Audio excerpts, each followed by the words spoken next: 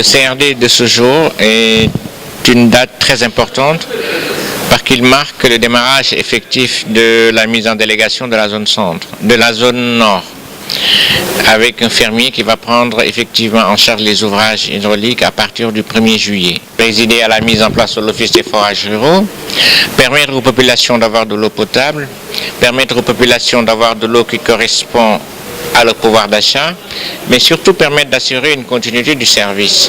Donc ça, c'est la première délégation de la zone qui touche quand même la zone de Saint-Louis, la zone de Fatick et la zone de Thiès. 375 000 personnes, 400 km de réseau.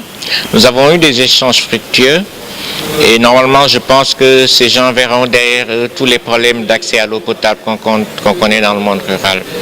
Et je pense que c'est vraiment le prélude pour que le monde rural puisse commencer à avoir de l'eau de façon permanente. C'est la zone par laquelle on a commencé. En septembre, on commencera par la zone centre avec le même processus en mettant des professionnels qui auront en charge la gestion de l'eau. Et toutes les difficultés que connaissent le monde rural devront être conjuguées au passé dans une année au maximum. L'important financement, c'est essentiellement dans cette zone. On a pratiquement un demi-milliard de francs que nous allons mettre en œuvre pour remettre à niveau les ouvrages. Remettre à niveau les ouvrages essentiellement pour nous permettre aux populations d'avoir de l'eau potable. Aujourd'hui, vous savez comme moi que l'agro-industrie se développe beaucoup dans la vallée du fleuve. Qui dit agro-industrie parle de pesticides, qui dit agro-industrie parle d'engrais.